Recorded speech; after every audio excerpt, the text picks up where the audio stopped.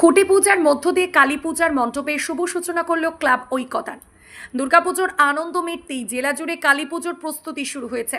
পূর্ব মেদিনীপুর জেলার রামনগর বিধানসভা এলাকায় ইতিমধ্যে উৎসবের আবহ ছড়িয়ে পড়েছে। প্রতিবারের মতো এবারও বালিশায়ের ক্লাব ঐকতান কালী পুজো নিয়ে উত্তেজনা তুঙ্গে।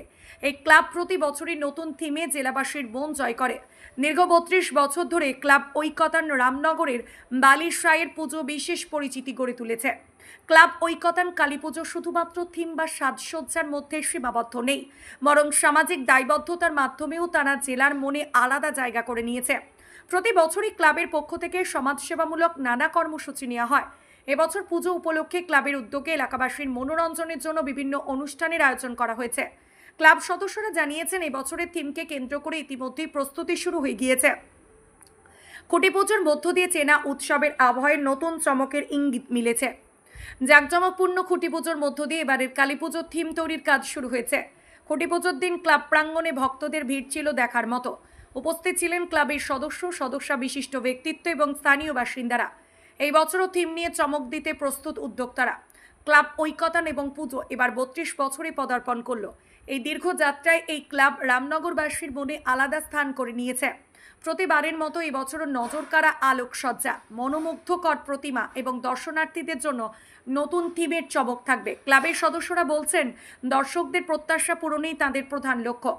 থিম পুজোর প্রতিমা হচ্ছে পেতলের ঠাকুর। আগের বছর ধরে এবার বাজেট কি বেড়েছে আপনাদের এবার আয়োজন? আমরা যেহেতু অন্ন মহোৎসব করছি এবং সেই কারণে আমাদের এবছর বাজেটটা অনেকটা বেশি, প্রায় 12 থেকে 15 ভেতরে 15,000-এর ভেতরে একটা মহোৎসব আছে আমাদের। 12 থেকে 15,000। কারণ উড়িয়া যাত্রা আছে, নাইট সাংস্কৃতিক অনুষ্ঠান আছে, সাংস্কৃতিক নৃত্য প্রতিযোগিতা আছে, ওই যাত্রাপালা আছে। ও পৌরাণিক পুরনো জিনিসগুলো আমরা তুলে ধরতে চেয়েছি। আমরা একটা এবছর পুরনো মন্দিরের একটা থিম বানিয়েছি, প্যান্ডেল। ওই থিমটা আশা করছি ভালো লাগবে সবার চোখে। আলোকসজ্জা তো থাকবে, দীপাবলি মানে আলোকসজ্জা তো করতেই হবে। আপনার নাম? অনুপ দাস। আমাদের এবছর 2025-এর একটা বিগ বাজেটের পূজা। এই পুজোর আমরা ঐতিহাসিকের কিছু প্যান্ডেল, আমাদের পুরানো যুগের, আমরা রামায়ণের যুগের প্যান্ডেল এবং পিতলের প্রতিমা এবং আমাদের আলোকসজ্জিত হবে। আমরা দীপাবলি মানে আলোকের একটা অন্যরকম থাকবে। আমরা এবছরের আলোক যেগুলো আমরা কলকাতা চন্দননগর থেকে আমরা আনছি, এই আলোক সজ্জিত হবে আমাদের এখানে।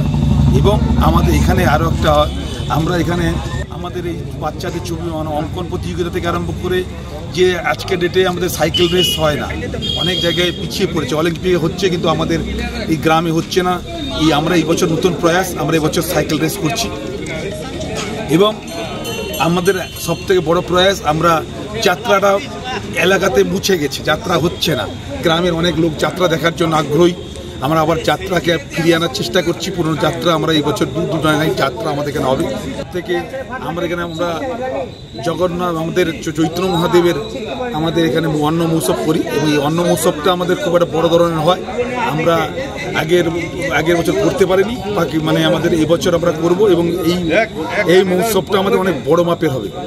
আর আমাদের দীঘা কলকাতা জাতীয় সড়কের উপরে তো আমরা সবসময় প্রশাসনের সাথে হাত মিলিয়ে চলি এবং আমাদের পূজাটা প্রশাসনের সমস্ত কিছু ধারাবাহিক মেনে চলি। আমরা তাদের সমস্ত রুল মেনে চলি এবং পূজাটা আমরা 35তম হচ্ছে আমরা আপনাদের কাছে, সবার কাছে ক্লাব ঐকতানের পক্ষ থেকে অনুরোধ থাকবেন এই পুজো, বিগ বাজেটের পুজো, এই পুজো দেখতে আসার জন্য। থিম নির্মাণ, বিদ্যুৎ, আলোকসজ্জা এবং সামাজিক কর্মসূচির পেছনে পুরো বাজেটের বড় অংশ ব্যয় করা হচ্ছে।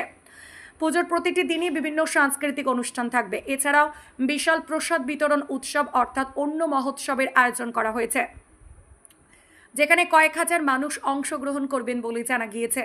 সামাজিক ও ধর্মীয় মিলনের এই উৎসব ঘিরে বালিশাইতে উৎসবের আমেজ। থিমের দিকে এগিয়েছি যে পূজা মণ্ডপ, দক্ষিণ ভারতের আদলে একটা মণ্ডপ আদলের আমরা থিম তৈরি করছি। সেটা অবশ্যই গ্রামবাসী এবং আপামর জনসাধারণকে আমন্ত্রণ করছি আমাদের এই পূজায় সামিল হয়ে আমাদেরকে সহযোগিতা করুন এবং সবার মায়ের কাছে প্রার্থনা করছি সবার যেন মঙ্গল হয় এবং আমাদের ক্লাবের সমস্ত সদস্যদের মঙ্গলময় করে তুলুক মায়ের।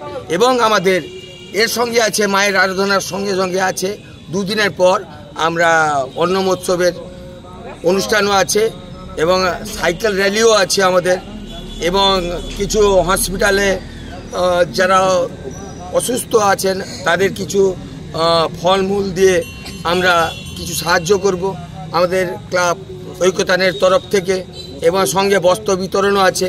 এর আগে আমরা করে এসেছি ব্লাড ডোনেশন ক্যাম্প, আরও সোশ্যাল ওয়েলফেয়ার অনেক রকমের কাজ করে এসেছি আমরা। যেটা প্রজাতন্ত্র দিবসে আমরা প্রত্যেক যে স্কুলের যে ছাত্রছাত্রীদেরকে সাহায্য করেছি, জল প্যাকেট এবং মিষ্টি কেক দিয়ে সব এগুলা সব করেছি। আমাদের কাজ এগুলা সোশ্যাল ওয়েলফেয়ারের কাজ এবং গ্রামে সামাজিক কাজ আমরা করে থাকি প্রতি বছর নেয়। থাকবে আমরা প্রতি বছরই সেইভাবেই করি। এবছর একটু অনেক বেশি হচ্ছে। আমাদের সবাইকে নিয়ে প্রয়াস যে আমরা সবাই মিলেমিশে আমরা করব। আর আপনাদের সহযোগিতা, পুলিশ প্রশাসনের সহযোগিতা, যেহেতু মেন রাস্তায় আমরা করছি, তার জন্য সবার সহযোগিতা যদি থাকে আমরা আরও বড় করতে পারব। কিন্তু এবছর আমাদের অনেক বড় বাজেটের পুজো, কারণ যেহেতু আমাদের মৎসবটা আছে সেটা অনেক বড় বাজেটের পুজো, তার জন্য সবার সহযোগিতা যদি থাকে আমরা আরও বেশি করতে পারবো, ভালোভাবে পুজোটাকে পরিচালনা করতে পারবো। আপনাদের সহযোগিতা আমরা কামনা করি। আপনারা যদি আমাদের সহযোগিতা করেন তাহলে আমরা খুব খুশি হব। কোথায় হচ্ছে পুজোটা? আমাদের বালিসাই তুলসীচারা মাঠ, আমাদের সব পুজো এখানে হয়। আমাদের বছরে 12টা পুজোই আমাদের এখানে হয়, কিন্তু আমাদের ঐক্যতান ক্লাব আমাদের কালী পুজো প্রতি বছরই করি। এবছর একটু বাজেট আমাদের অনেক বেশি, অন্যভাবে হবে, অন্য প্রয়াস আমরা চেষ্টা করছি যাতে বড় ধরনের সবাইকে মিলেমিশে আমরা যেরকম থাকতে পারি, সবাইকে মিলেমিশে যাতে করতে পারি। আপনাদের সহযোগিতা, প্রশাসনের সহযোগিতা, সবার সহযোগিতা থাকলে আমরা পুজোটা ভালোভাবে করতে পারবো, যেহেতু মৎসবটাও আমরা করতে পারবো। আপনার নাম? আমি তপন কুমার দাস, পুজো সেক্রেটারি। বালিশাই থেকে নিজস্ব প্রতিনিধি রিপোর্ট, DN আপডেট।